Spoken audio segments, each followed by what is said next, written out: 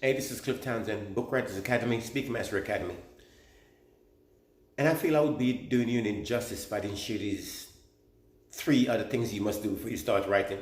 I already shared 3 or 4, but I feel I need to share these 3 other things also. Remember, when you start writing, you start in writing with end in mind. So, what does that mean? So there's some things you need to think of. And one of those things is, which is very important, is how many words are you going to write? When you do decide to commit and you're disciplined about writing, you've decided where you're going to write, when you're going to write. The next thing to decide is how many words are you going to write?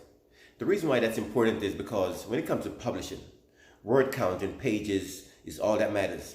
So for example, the average personal development book has approximately 24,000 words, right?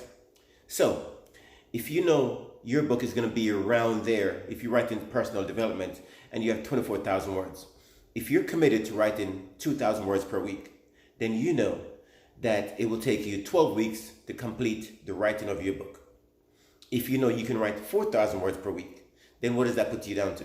Puts you down to 6 weeks, right? So you can determine how long it will take you to finish your book based on the amount of word count. So word count is very important. When you decide to write, how many words are you going to write? The second thing is this. Once again, we're thinking about the end in mind, right? What makes your book different? What makes it unique? I know I hear this all the time.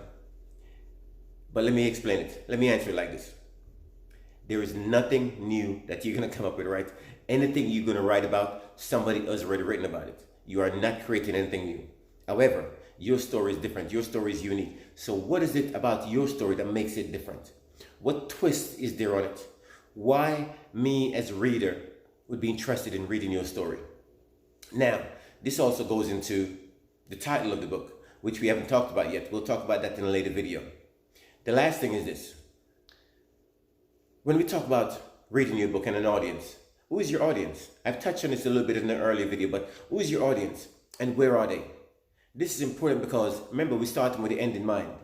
The reason why you want to know who your audience is and where they are, because what about when you come to marketing and launching your book? Who's your audience? Who's your ideal audience? Whose problem is this book solving?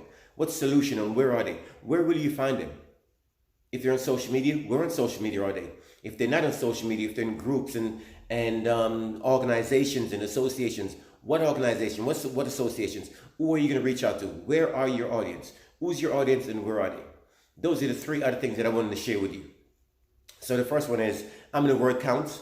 How many words will you write when you do decide to sit down and write? Secondly, what makes your book unique? What makes it different? Why should I want to read your story? It doesn't matter how compelling you think your story is. Why should I read your story? And thirdly, who's your audience and exactly where are they? Because that's going to be important when it comes to marketing. Remember, we always start with end in mind. This is Cliff Townsend, and I'll see you in the next video.